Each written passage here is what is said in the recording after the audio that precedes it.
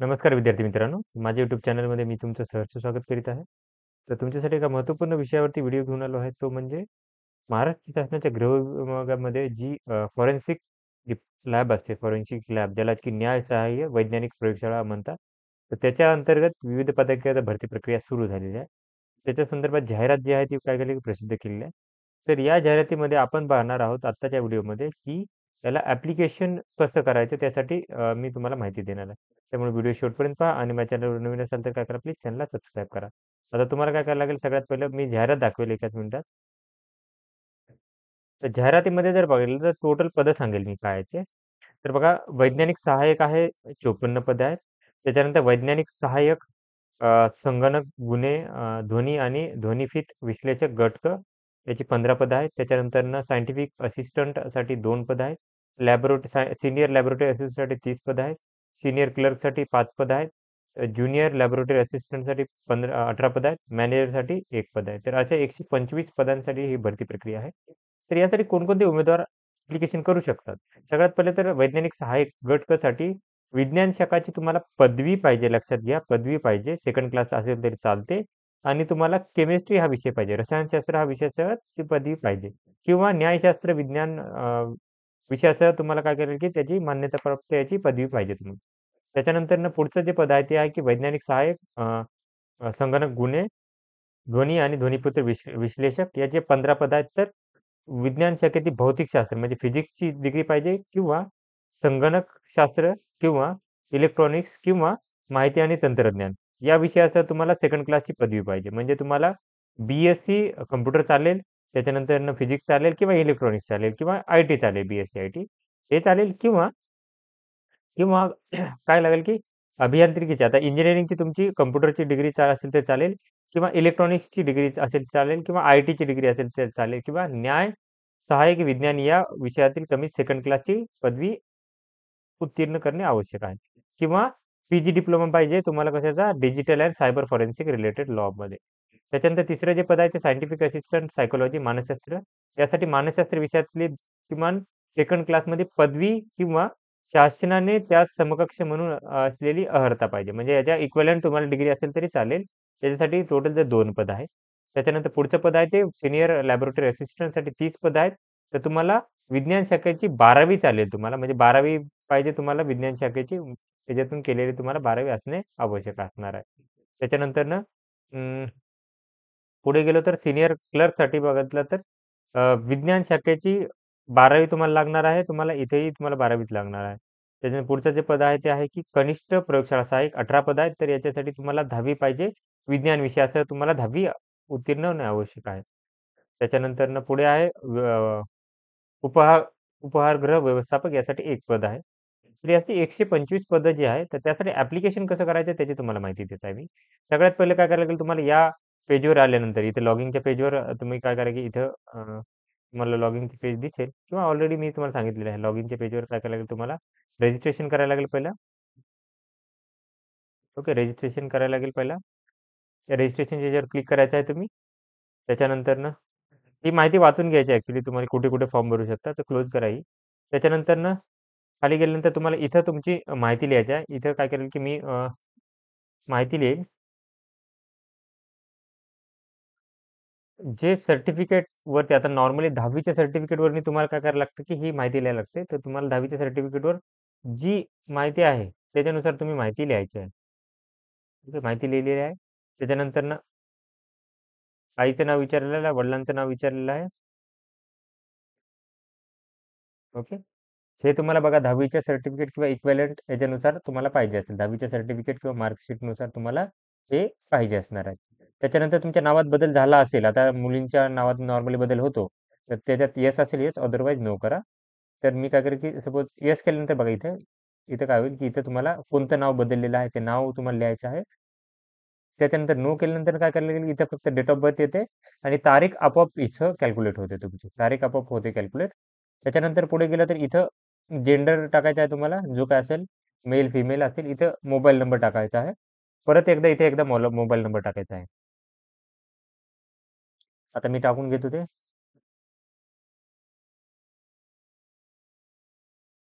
Okay. इथेही ते confirm करायचा आहे हा mobile number.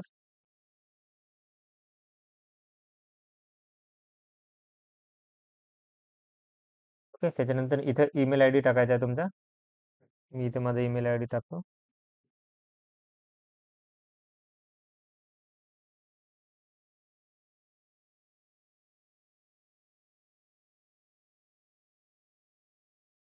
@gmail.com. Email ID परत एकदा टाकायचा आहे, रिव्हेरीफाय करायचा आहे. त्याच्यानंतर तुम्हाला 10वी कधी पास झाले असं विचारत आहे इथे. मी फक्त ईमेल आयडी व्हेरीफाय करतो.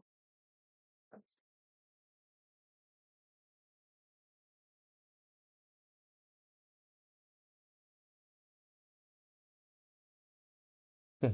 त्याच्यानंतर इथे विचारत आहे तुम्हाला 10वीचा तुमचा मार्कशीट नंबर विचारत आहे. तर तुम्ही जो नंबर असणार आहे तुमचा, आता विभागानुसार असतं, तर तुम्हाला काय करायचं की तो नंबर टाकायला लागला. आता माझ्या याच्यामध्ये जर पाहिलं तुम्हाला तर सिरियल नंबर होता, त्यामुळे मी तीच माहिती टाकतो. त्याच्यानंतर तुम्ही 10वी कधी झालेला आहात ती तुम्हाला काय करायला की इथं त्याच्याबद्दल लिहायला लागेल. महिना आणि तारीख लिहायचा. तर याच्यातनं सिलेक्ट करून काय करायचं तुम्हाला, ती काय करायची की तारीख लिहायची आहे तुम्हाला.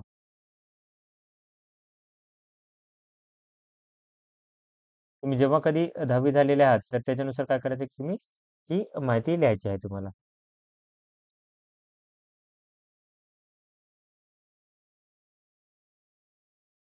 त्याच्यानंतर एक्झाम सेंटर तुम्हाला लिहायचं आहे. आता तुम्हाला कुठे पाहिजे? तर मुंबई, पुणे इथे जे तुम्हाला पाहिजे ते सेंटर काय करू शकता, लवकर लिहू शकता. तर मुंबई लिहिलं सपोज. त्याच्यानंतर सेकंड जे आहे ते सपोज ठाणे केला. त्याच्यानंतर थर्डमध्ये इथंच मुंबई, छत्रपती संभाजीनगर आहे, धुळे आहे. आता मुंबईच्या जवळपास मुंबई परत नाही करतात का, परत एकदा करतात.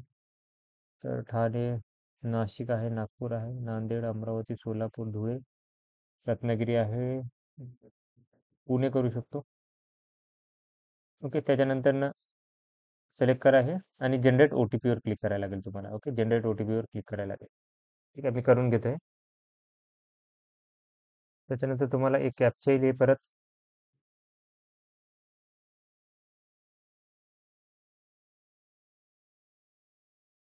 सबमिट करा.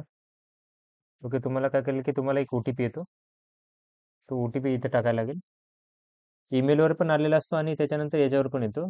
तुमच्या मोबाईल नंबरवर पण येईल. तर तो तुम्ही काय करायचं की टाकून घ्यायचा आहे. ओके. हा टाकून घेतो मी.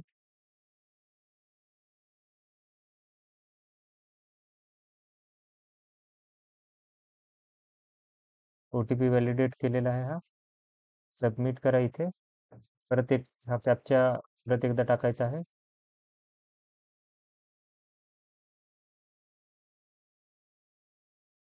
रिव्हेरीफाय करायचं आहे तुम्हाला. आता रिव्हेरीफाय केल्यावर तुम्हाला इथे नावं वगैरे सगळं रिव्हेरीफाय करायला सांगतंय. त्याच्यामध्ये तुम्हाला काय काय काय करता सांगत आहे की याच्यामध्ये नाव, वडिलांचं नाव, सरनेम, आईचं नाव याला काय करायचं, टिक करायचं याला. त्याच्यानंतर email I D, mobile number, त्याच्यानंतर हा क्रमांक, त्याच्यानंतर या सगळ्या गोष्टी ज्या आहेत त्याला टिक करायच्या आहे. सगळ्या टिक करायच्या आणि रिव्हेरीफाय करायचं आहे.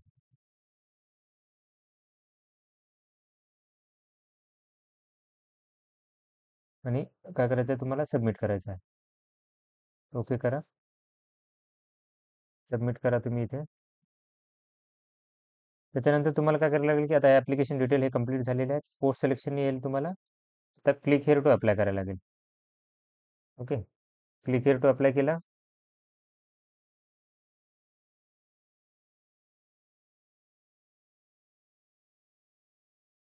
त्याच्यानंतर आता इथं तुम्हाला पर्सनल डिटेल परत काय करायला लागते. आता पोस्ट कोणती भरायची आहे त्याच्यावर डिपेंड आहे.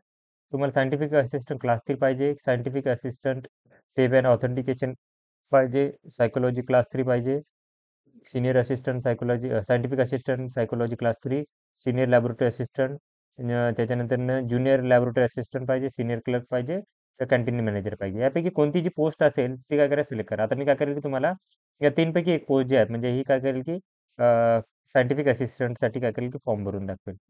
ओके. आता हे पोस्ट कोड आहे 11 आहे. त्याच्यानंतर डायरेक्टर स्टेट लेवल असणार आहे. त्याच्यानंतर खाली गेल्यानंतर बघा की मॅरिटल स्टेटस तुम्हाला विचारत आहे, मॅरिड असेल अनमॅरिड असेल जे काय असेल ते काय करायला की इथं तुम्हाला सिलेक्ट करायचं आहे. त्याच्यानंतर काय की मार्च 2005 मधून काय केलं सरकारी अधिसूचनामधून तुम्ही लहान कुटुंबासाठी पात्र आहात का यस करायला लागेल इथे.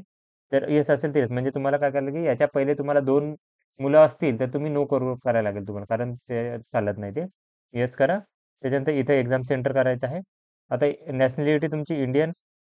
त्याच्यानंतर इथं काय करायला लागेल तुम्हाला इथं गेल्यानंतर तुम्हाला डोमिसाईल आहात का? येस. डोमिसाईल आहे. त्याच्यानंतर इथं काय करायला डोमिसाईल सर्टिफिकेट नंबर तो टाकायला लागायला लागेल तुम्हाला. ते जर नसेल तर बर्थ सर्टिफिकेट नंबर असेल तर बर्थ सर्टिफिकेट नंबर, टीसी असेल तर टीसीचा नंबर. ह्या गोष्टी काय करायला इथे तुम्हाला टाकायला लागतील. जे जे सर्टिफिकेटवर दिलेलं आहे त्या गोष्टी काय करायला की तुम्हाला टाकायला लागेल. ओके. जे काय असेल माहिती ते टाकायला लागेल. त्याच्यानंतर डोमिसाईल सर्टिफिकेट लिव्हिंग डेट याची तारीख त्याच्यावरती जी तारीख आहे ती तुम्हाला काय करायला लागेल की लिहायला लागेल. आता ज्या वेळेस काढला त्या तारखेचं तुम्हाला काय करायला लागेल की तिथे मेन्शन करायला लागणार आहे. त्याच्यानंतर इथे बघा काय म्हणते की डोमिसाईल सर्टिफिकेट त्याच्यानंतर याचा अनुक्रमांक नंबर सिरियल नंबर विचारत आहे तुम्हाला. ओके. ओके. हे कोणी दिलंय असं विचारलं तर इथं जर दिलं तर हे देतं तहसील देतं.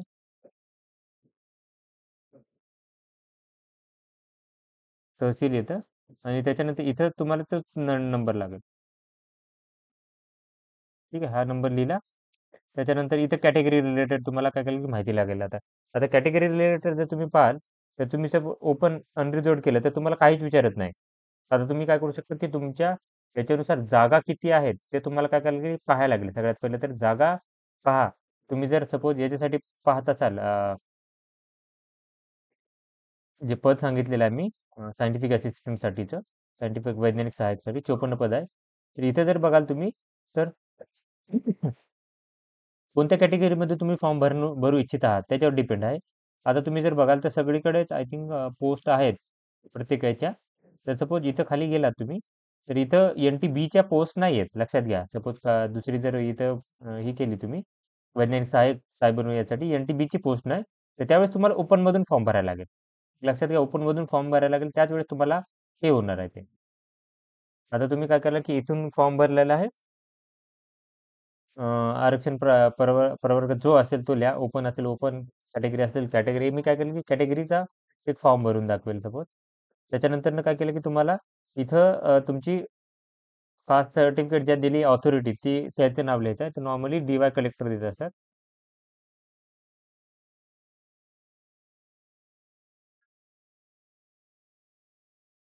त्यावेळेस जे नाव असेल जे काय नाव असेल ते लिहायचं आहे तुम्हाला. कधी भेटली आहे त्याची तारीख तुम्हाला लिहायची आहे. जी काय तारीख दिलेली आहे ते.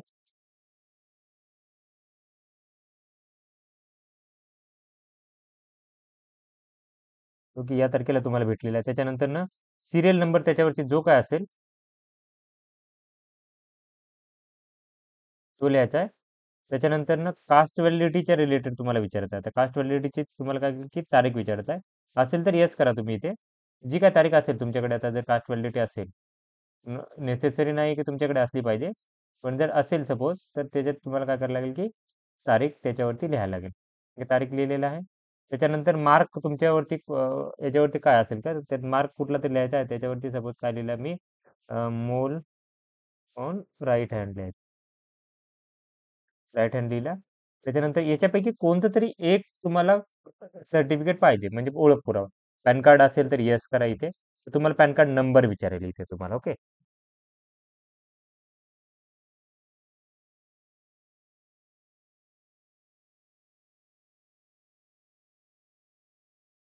त्याच्यानंतर इथे तुम्हाला त्याच्यावरची नाव तुम्हाला विचारेल जे काय नाव असेल ते. ठीक आहे. त्याच्यानंतर बाकी गोष्टी जर येस केल्या तर तुम्हाला माहिती भरायला लागते. तुम्हाला ड्रायव्हिंग लायसन आहे का? तर इथे तुम्हाला सगळी माहिती लिहायला लागेल. तर काय करा की नो करा वाटलं तर तुमच्याकडे आणि त्याची माहिती तुम्हाला भरायची असेल तर भरू शकता. नसेल तर नो करून द्या तुम्ही. कुठलं तरी एक तुम्हाला द्यायला लागतं. त्याच्यानंतर इथं आय एम ओके आणि सेव्ह अँड नेक्स्ट करा. डेटा सेव्ह झालेला आहे तुमचा. त्याच्यानंतर बघा इथं आता हे काय की तुम्हाला ॲडिशनल इन्फॉर्मेशन वाटतं. तुम्ही काय की son of farmer who committed suicide आहात का? येस असेल येस करा, नाहीतर नो करा. त्याच्यानंतर सेंट्रल गव्हर्नमेंट म्हणजे तुम्ही हे आहेत का कर्मचारी आहात तर येस असेल. तर तुम्हाला कर्मचाऱ्याच्या इथे काय करायला लागेल, की तुम्हाला माहिती लिहायला लागते. त्याच्यानंतर नो करा. त्याच्यानंतर प्रोजेक्ट अफेक्टेड असेल, येस असेल, येस, अदरवाईज नो करा. भूकंपग्रस्त असाल तर येस असेल, येस, अदरवाईज नो करा. अंशकालीन पदवीधर असाल तर येस असेल, येस, अदरवाईज नो करा. त्याच्यानंतर तुम्ही माजी सैनिक आहात का? नाही केलेलं आहे. त्याच्यानंतर इथं बघा दिव्यांग इथं माजी सैनिक आहेत, त्याच्यामध्ये काय केलं, की शहीद याचे पाल्य आहात का तुम्ही? येस असेल, येस, अदरवाईज नो करा. स्पोर्ट पर्सन आहात का? येस असेल, येस, अदरवाईज नो करा. त्याच्यानंतर पी-डब्ल्यू-डी येस असेल, येस, अदरवाईज नो करा. त्याच्यानंतर फ्रीडम फायटर नॉमिनेटेड आहात का तुम्ही? तर नो करा सपोज. ऑर्फन रिलेटेड येस असेल, येस, अदरवाईज नो. आता हे थोडं गुन्ह्याबाबत आहे. तुमच्याकडे एफ-आय-आर फाईल झाली आहे का? तर येस असेल, येस, अदरवाईज नो. अरेस्ट केलेला आहे का तुम्हाला? नाही आहे सपोज. त्याच्यानंतरनं कन्विक्ट केलं आहे का तुम्हाला? कोर्टाने कधी दोषी हे केले का? येस असेल, येस, अदर नो. तुमची म्हणजे तुमच्याकडे कुठला बॉन्ड वगैरे केलेला आहे का तुमच्या याच्यासाठी? येस असेल, येस, अदरवाईज नो करा. इथं नॉर्मली नो असेल. क्रिमिनल चार्जेस असतात. नॉर्मली क्रिमिनल चार्जेस वगैरे असतात तरच हे करायला लागते. नो करा. डेटा सेव्ह केला. त्याच्यानंतर इथं तुम्हाला काय करायला लागेल, की तुमचा पत्ता लिहायला लागतो. ओके, पत्ता लिहायला लागेल इथं काहीतरी तुम्हाला.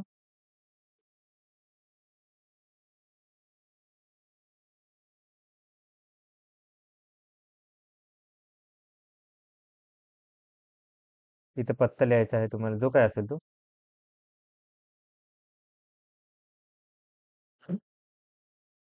तर इंडिया इथं राज्य कोणतं आहे ते, त्या गोष्टी तुम्हाला सिलेक्ट करायला लागतील.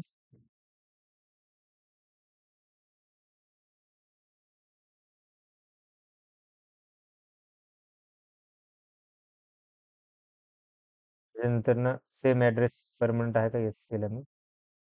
तर दोन्ही ॲड्रेस ॲज इट इज होतात. सेवन नेक्स्ट करा.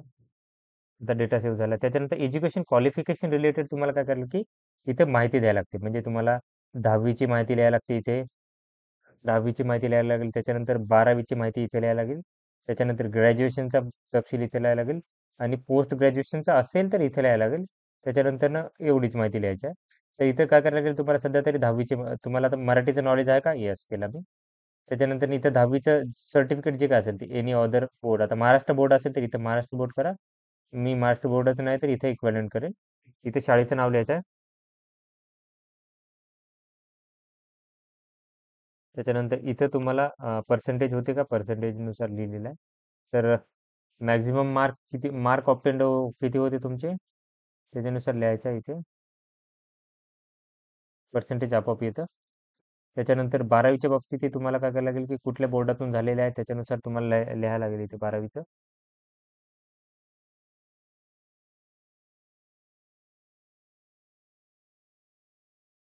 त्याच्यानंतर इथे तुम्हाला मार्क होते, CGPA होता, जो काय असेल तो काय करायला लागेल तुम्हाला लिहायला लागेल.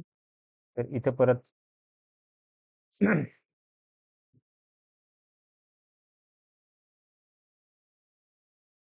ओके, तुम्ही कधी 12वी कधी पास झाले त्याची तुम्हाला काय करायला लागेल, की इथं माहिती लिहायला लागणार आहे. त्याच्यानंतर इथं ग्रॅज्युएशन रिलेटेड तुम्हाला काय लागेल, की ही माहिती लिहायला लागेल, की BSc केमिस्ट्री आहे, BSc फॉरेन्सिक सायन्स आहे. तर या दोन डिग्री काय केलं, की यांनी सिलेक्ट करायला इथं दिलेलं आहे तुम्हाला. आता तर कारण पोस्ट तुम्ही ते सिलेक्ट केलं तर तुम्हाला इथं तीच माहिती लिहायला लागेल. इन्स्टिट्यूट कुठल्या याच्यातून तुम्ही पास झालेले आहेत त्याची माहिती लिहायला लागेल आणि पासिंग इयर लागणार आहे तुम्हाला इथं. तर सपोज इथं काय करायला लागेल, की तुम्ही ज्या याच्यातून हे केलं असेल पासिंग त्याची काय करायला लागेल, की हे करायला लागेल लागेल तुम्हाला.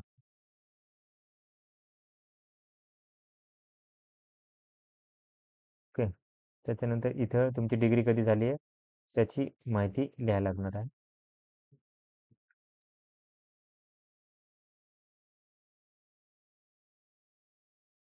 डिग्री झालेली आहे. त्याच्यानंतर इथं तुम्ही सेकंड क्लास मिळवला आहे का? ओके, मिळालं असेल, येस असेल, येस करा. त्याच्यानंतर तुम्हाला इथं तुमचे पर्सेंटेज आहेत. तुम्हाला पर्सेंटेज किती किती मार्क भेटलेले आहेत ते तुम्हाला काय करायला लागेल, लिहायला लागेल इथे. तुम्हाला मार्क किती येतील. त्याच्यानंतर PGचे रिलेटेड असेल तर येस असेल, येस, अदरवाईज करू नका. तर डेटा सेव्ह झालेला आहे. त्याच्यानंतर इथं तुम्हाला हे सर्टिफिकेट तुम्हाला अपलोड करायला सांगत आहे. ओके. तर याच्यामध्ये काय करायला लागेल तुम्हाला, तुम्हाला फोटो अपलोड करायला लागेल, इथं सही अपलोड करायला लागेल. त्याच्यानंतर ना इथं 10वीचं मार्कशीट अपलोड करायला लागेल. इथं 12वीचे मार्कशीट अपलोड करायला लागेल. त्याच्यानंतर इथं तुम्हाला डिग्री अपलोड करायला लागेल. पोस्ट ग्रॅज्युएशन कंपल्सरी नाही आहे, अपलोड केलं नाही ते चालेल. त्याच्यानंतर डोमिसाईल सर्टिफिकेट इथे अपलोड करायला लागेल. कास्ट सर्टिफिकेट इथे अपलोड करायला लागेल. कास्ट व्हॅलिडिटी असेल तर इथे अपलोड करा. लहान कुटुंबाचा पुरावा तुम्हाला इथं अपलोड करायला लागेल. तर त्याच्या संदर्भात काय केलं, की इथं काय करा, जा आणि डाउनलोड करा हा पुरावा. इथे हा भरायचा आहे, स्कॅन करून इथे अपलोड करायचा आहे. त्याच्यानंतर पॅन कार्ड तुम्ही माहिती दिली आहे, ते पॅन कार्ड करायचं आहे आणि बाकी काय असेल ते इथं करायचं आहे. त्याच्यानंतर या तिन्हीला सिलेक्ट करायचं आहे. ओके. जेवढे काय असेल त्याला सिलेक्ट करा आणि त्याच्यानंतर प्रिव्ह्यू करा आणि सबमिट करा आणि पे करणं करणं त्यासाठी तुम्हाला ऑप्शन येऊन जाईल. तर ही माहिती होती. तर आशा करतो तुम्हाला माझा व्हिडिओ आवडला असेल, तर अशाच महत्त्वपूर्ण अपडेट्ससाठी माझ्या चॅनलला सबस्क्राईब करा, व्हिडिओ लाईक करा आणि इन्फॉर्मेशन मित्रांसोबत शेअर करा. धन्यवाद.